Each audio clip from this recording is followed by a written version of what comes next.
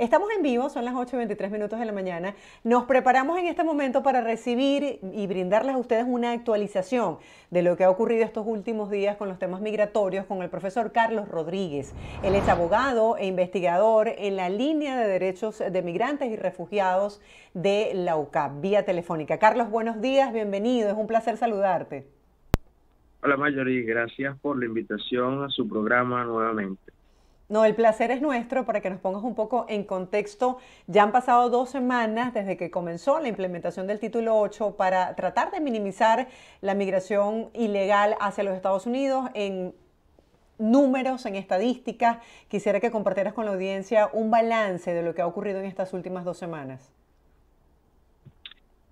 Sí, bueno, con ese tema de la implementación, pues, de las nuevas políticas migratorias, ciertamente se ha observado una disminución del tránsito de personas migrantes por Centroamérica, es lo que hemos podido ver. Sin embargo, ha tenido algunos picos.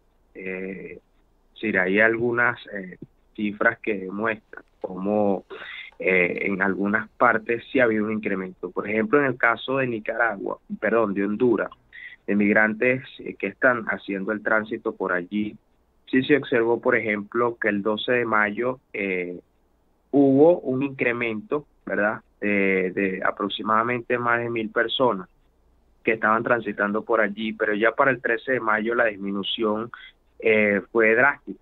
Llegaron a 300 personas transitando por este país. Pero si nos vamos al 15 de mayo, las cifras ascienden a más de 1.196 personas transitando por Honduras. Entonces ahí vemos cómo hay una fluctuación de personas que están transitando por estos países. ¿Cuál es el objetivo de estas medidas que tiene Estados Unidos? Contener precisamente la migración. Ahora, tenemos que remontarnos un poco al pasado, a octubre del año 2022, donde se implementaron las medidas de restricción de movilidad para personas venezolanas que estaban en ese entonces cruzando por el Darién. Si vemos en el año pasado, las cifras de migrantes venezolanos que transitaron por toda Centroamérica eran más de 150.000 personas y en su mayoría iban hacia Estados Unidos.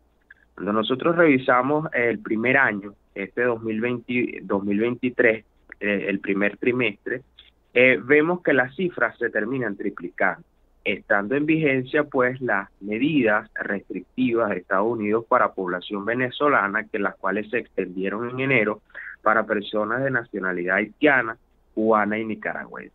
Entonces, ¿qué podemos observar de este hecho? Que a pesar de que hay unas medidas que restringen el ingreso de personas migrantes indocumentadas a Estados Unidos, esto no ha terminado frenando la migración, sino que se ha triplicado. Mira, es sorprendente ver cómo solo en el año 2023 las cifras alcanzaron unos números que son abrumadores, son demasiado altas, demasiado elevadas las personas que han estado transitando por Centroamérica con destino final Estados Unidos. Entonces, es decir, son medidas que son poco eficientes. ¿Y en qué contexto se produce esto, Mario?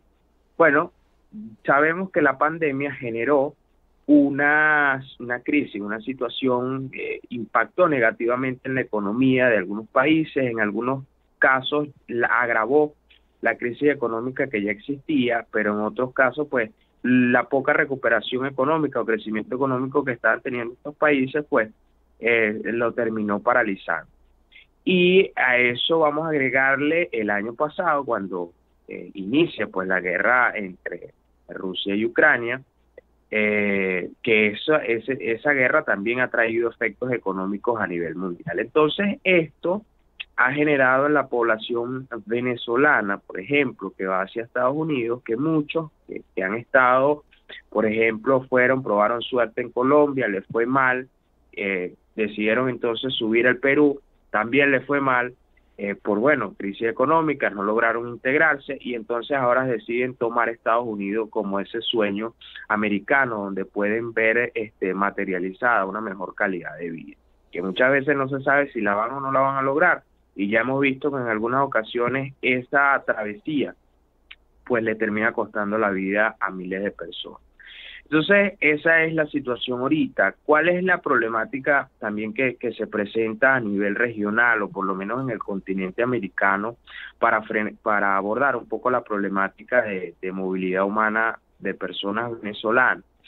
Es la falta de institucionalidad dirigida a dar soluciones o a reconocer la condición de refugiado a muchas personas. Mira, lo que hemos podido observar, por ejemplo, en el caso de Perú, es uno de los países que presenta la tasa más alta de solicitantes de asilo de personas procedentes de Venezuela. Pero cuando nosotros revisamos, el número de reconocidos es sumamente bajo, no llega ni siquiera a 200.000 personas. Entonces, ¿esto por qué ocurre? Esto no solamente pasa en Perú, si nos vamos a Colombia, que es donde se concentra la mayoría de la población venezolana, o un número importante de población venezolana. Vemos que en Colombia acceder al sistema de protección internacional, es decir, solicitar refugio en Colombia, tampoco es muy viable, porque muchas personas pues tienen que esperar hasta 2, 3 años para que les puedan reconocer el estatus, y durante ese tiempo no obtienen un permiso de trabajar. Entonces, ¿de qué viven? Entonces no es muy viable buscar esa vía. Entonces los sistemas Carlos, de protección sí. dígame. Quiero conocer tu opinión sobre esto, tú que te especializas en derechos humanos. El gobierno de los Estados Unidos ha dicho que esta medida, la aplicación del título 8, ha reducido significativamente el paso de migrantes a Estados Unidos en un 80%, pero otros señalan que esto se ha convertido en una especie de cuello de botella para los migrantes que han quedado del lado de México y del resto de los países de Latinoamérica. ¿Era esta la medida que se esperaba para atender el tema migratorio y sobre todo el tema que, como tú bien señalas, muchas personas consideran que deben darle a esos migrantes el calificativo de refugiados? A ver, si en el caso de personas venezolanas, por ejemplo, ACNUR en el año 2018 recomendó a los países receptores de población venezolana que activaran los mecanismos de asilo, porque muchas de las personas que estaban saliendo lo estaban haciendo por necesidades. Algunas personas se estaban yendo bien sea porque estaban siendo perseguidas en el país por razones políticas, pero también habían personas que estaban saliendo con graves condiciones de salud, pacientes con cáncer, VIH, pues debido a la problemática del sistema al sistema de salud que presenta Venezuela. Entonces, claro, una persona puede solicitar refugio conforme a estas circunstancias que los han forzado a migrar, si tenemos en cuenta lo que establece la Declaración de Cartagena, que dispone que como refugiado no solamente debe entenderse aquella persona que sale por una guerra, que sale por razones políticas, sino también aquellas personas que se han visto obligadas a salir por violaciones de derechos humanos, por graves y masivas violaciones de derechos humanos dentro de su país. Entonces, la respuesta que está dando Estados Unidos no es la respuesta adecuada. ¿Por qué? Porque lo primero que está haciendo Estados Unidos aquí con estas nuevas políticas es limitar el acceso al asilo de personas con necesidad de protección internacional. Fíjate que para solicitar ahorita asilo en Estados Unidos, básicamente la forma de hacerlo es desde un tercer país, específicamente desde Colombia o desde Guatemala, a través de los centros estos que dispusieron para hacer este tipo de cosas. Entonces, claro, solicitas la cita por tu teléfono, pero entonces te tienes que acercar a estos países para tratar de hacer una entrevista, y de ahí ellos verán si te autorizan a que te acerques a algún puerto para presentar tu solicitud de asilo. Pero el problema es que un solicitante de asilo tienes que permitirle por lo menos acceder al territorio, porque es una persona que está buscando protección. Y en todo caso, si lo van a deportar, tienes que deportarlo a un país seguro donde tenga garantizada por lo menos acceder al sistema de protección de refugiados, es decir, que pueda conseguir asilo. Lamentablemente, eso no está pasando con el caso de población venezolana. Es decir, si es un venezolano que lo envían desde Estados Unidos hacia México, no puede solicitar asilo en México porque el sistema de protección también está colapsado. Entonces tienen que esperar por largo tiempo para poder acceder a su derecho. Entonces esto se convierte en una situación complicada para ellos, porque, y aquí es uno de los puntos que estamos viendo ahorita en el caso de México, que esas deportaciones de personas migrantes desde Estados Unidos hacia México está generando un colapso dentro de los albergues para atender a estas personas. Es decir, en el caso de la sociedad civil, esta está tratando de suplir esa responsabilidad del Estado mexicano de darle albergue a los migrantes que han sido deportados y que no tienen a dónde ir, no tienen casa. Entonces, y aún así, estos centros, estos albergues han estado colapsados. Y lógicamente eso genera hacinamiento y que estén en unas condiciones bastante, digámoslo así, inhumanas, porque lógicamente no tienen capacidad para darles comida a todos o para garantizarles que todos puedan ir a unos baños, ¿sabes?, limpios, porque todo eso se ha terminado colapsando. Es decir, la respuesta operativa ha estado colapsada por estas medidas. Entonces ahí Estados Unidos lo que está haciendo es delegar o tratando de zafarse de su responsabilidad. Entonces, lógicamente, la respuesta que Estados Unidos está dando a esa situación no es la correcta y no es consona con los derechos humanos, porque esa medida que implementó Estados Unidos Carlos, criminaliza la migración.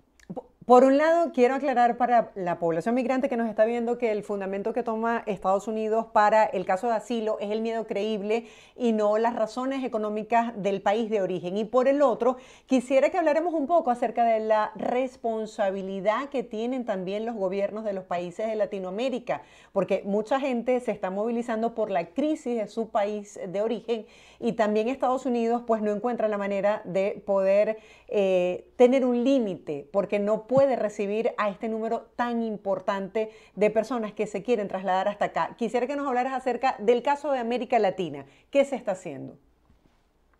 Sí, ahí es muy importante lo que tú precisas, porque también no podemos dejarle toda la carga a Estados Unidos en este tema. Aunque ciertamente la medida es muy criticable por eso, porque termina criminalizando la migración irregular, pero el problema es que, es decir, el migrar de manera irregular no puede ser considerado un delito, no puede ser criminalizado.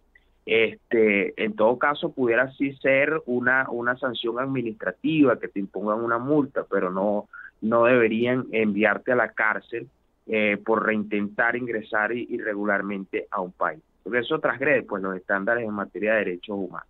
Ahora, lo que está pasando en América, en el continente en general, es que la respuesta que se está dando al fenómeno migratorio y los otros fenómenos que tenemos en el continente, estoy hablando de la población haitiana, pero también ahora recientemente la misma población colombiana que la hemos visto que en este año se ha incrementado su tránsito o su ida hacia Estados Unidos, es que los sistemas de asilo, como lo estaba comentando anteriormente, no tienen la capacidad para dar respuesta a la cantidad de demanda.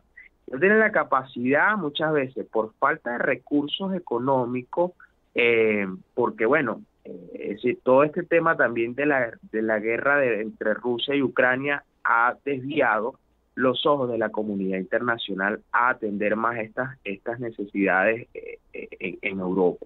Y se ha dejado un poco atrás las necesidades de la población migrante refugiada venezolana y de otros fenómenos migratorios. Entonces, si a nivel de financiamiento ha estado un poquito limitado para seguir atendiendo necesidades, pero a eso también hay que agregarle la falta de políticas por parte de los gobiernos para dar una integración de la población migrante y refugiada dentro de sus territorios. Mira, los venezolanos, por ejemplo, que es el caso que más trabajamos nosotros, enfrentan múltiples barreras para poder acceder a alguna vía de regularización en otros países. Y la primera barrera que se enfrenta es, por ejemplo, un pasaporte. Ya muchos venezolanos que están saliendo de nuestro país no llevan ni siquiera un pasaporte, y no lo llevan porque ellos no quieran, sino porque sencillamente el dinero no les da ni siquiera para poder costear un pasaporte. Un pasaporte tiene un costo en Venezuela de $200. Que un venezolano gana a duras penas $60, eso no le alcanza. Entonces, a ver, aquí lo que ha venido pasando es que no se están tomando esas políticas que tengan como objetivo la integración de la persona venezolana, es decir, esa integración económica, social y cultural, sino que lo que hemos visto es un rechazo. Incluso la tendencia hacia la tendencia de la criminalización o la creencia de que los venezolanos lo que han llevado es la delincuencia y la inseguridad de estos países a donde están migrando, ha ido en aumento en los últimos años. A eso hay que agregarle los discursos criminalizantes que cada día están creciendo más en contra de la población venezolana. Entonces, ¿qué genera eso? Un rechazo, xenofobia en contra de la persona, de los venezolanos, que al final del día, en el día a día de estos venezolanos, se traduce en, por ejemplo, si están solicitando buscando algún trabajador para buscarle empleo en alguna empresa, entonces te dicen, no te aceptamos porque eres venezolano, porque tienes este acento, o porque ustedes los venezolanos son flojos, lo único que han generado es delincuencia. Ese tipo de situaciones al final del día lo que genera es un rechazo, ahí no hay ningún tipo de integración. Entonces los gobiernos no están trabajando en eso, sino que lo que están es trabajando en sacar a la población migrante de su país. Vamos a verlo en el caso de Centroamérica, que en algunos países de Centroamérica, todas estas personas que están yendo hacia Estados Unidos, estos migrantes que están transitando por estos países de Centroamérica para ir a Estados Unidos, el tratamiento que se ha venido dando es, ustedes llegan y por la misma que llegan, salen inmediatamente de mi país. O sea, ni siquiera se adoptan medidas para decir, bueno, en el caso de Honduras o de Costa Rica, bueno, estos venezolanos o estos migrantes llegaron aquí, yo voy a tratar de ver de qué forma los puedo regularizar, vamos a ver si podemos concederle la condición de refugiado o por lo menos permitirles que accedan a algún tipo de vía migratoria, tomando en cuenta que, bueno, en su país están pasando por una situación bastante complicada. Entonces, esta no ha sido la respuesta de los países, por lo menos en el caso de Centroamérica. Y en los otros países tampoco, porque el rechazo hacia la población migrante cada día es que es peor. una situación Entonces, muy compleja. Esto que estás hablando, por un lado, vemos dramáticamente cómo crecen las denuncias de venezolanos que tratan de ocultar su propia identidad porque son víctimas de sí, xenofobia en los países donde están. Por el otro, vemos a los contribuyentes quejándose por cómo les afecta a la población de migrantes irregulares en el país. Y por el otro, pues, vemos la situación de los gobiernos. En el caso específico de las deportaciones, ¿manejas, Carlos, cifras de cuántas personas han sido deportadas con la expiración del título 42? bueno, hasta ahora no manejo esa información de los números de cuántos venezolanos o migrantes ya habrán sido deportados. La verdad es que ahorita no tengo las cifras, se las dejo. Sin embargo, sobre ese punto sí me gustaría hacer un breve comentario. Yo recuerdo que el año pasado, cuando entra en vigencia el 12 de octubre, cuando entró en vigencia la medida del paro humanitario para los venezolanos, de donde se empezaron a deportar a los venezolanos hacia México, algunos fueron enviados conocimos de un caso, no puedo decir que fueron todos, pero sí de un muchacho que él fue enviado desde México hacia Venezuela. Por la misma que entró a Venezuela, por la misma se fue. O sea, porque la situación es insoportable. Decía, aquí no tengo nunca ninguna calidad de vida. Y entonces, claro, él estaba en estaba en Ecuador. De Ecuador hizo toda la trayectoria por Centroamérica, cruzó el Darién, y que recorrió toda Centroamérica, y al llegar hasta a México, pues no le permitieron la entrada. Y lo que hicieron, si no le permitieron la entrada hacia Estados Unidos, lo deportaron de manera inmediata y desde México pues lo retornan hacia Venezuela. Y por la misma que él llegó, por la misma se fue. O sea, eso fue casi que llegando a Maiquetía y al día siguiente saliendo del país nuevamente. Porque bueno, es decir, siente que en un tercer país pues le va mucho mejor que en su país, Venezuela, porque lógicamente las condiciones o las causas de la migración no han cambiado. Sí, entiendo, entiendo. Carlos, gracias por compartir con la audiencia toda esta información tan valiosa. Estaremos dándole seguimiento a todo lo que ocurre en materia migratoria y gracias sobre todo por brindar esta asesoría, tú que te especializas en el tema de los derechos humanos de los migrantes y refugiados. Feliz día para ti. Igual para ustedes, hasta luego.